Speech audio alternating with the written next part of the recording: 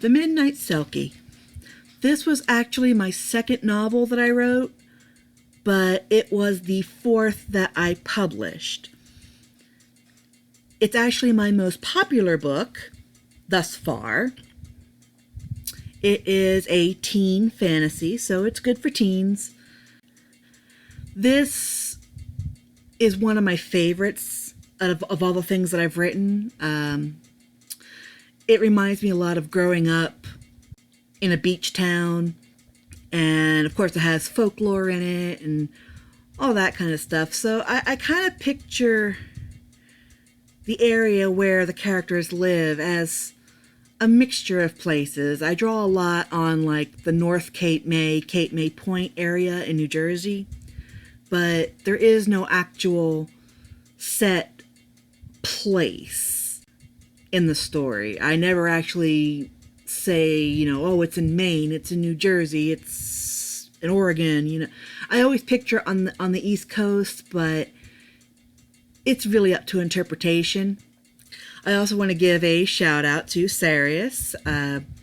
You will probably recognize that name, and you'll probably hear that name a lot off and on throughout these playlists. He did the line work that I painted, and he also made all the little Celtic knot seals and icons, and he did the border for me. As far as the blurb on the back, it goes as follows. There have been seals on Merrow Rock for as long as anyone can remember. What few people seem to know is that there are a whole lot more to those seals than meets the eye.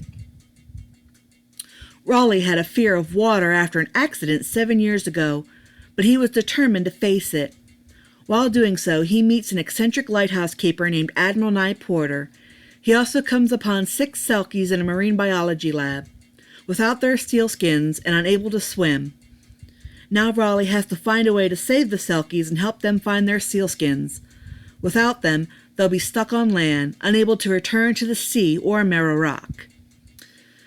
Selkies, for those who don't know, are kind of like mermaids. They're a Scottish fairy, and they look like seals. And they can take off their sealskins and look like people. Now, in most cases, you'll see stories of Selkie women, much like the mermaids.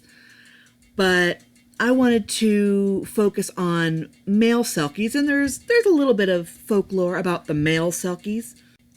And I really wanted to focus on that. I like writing male characters. It's just a thing I like to do. I don't know why.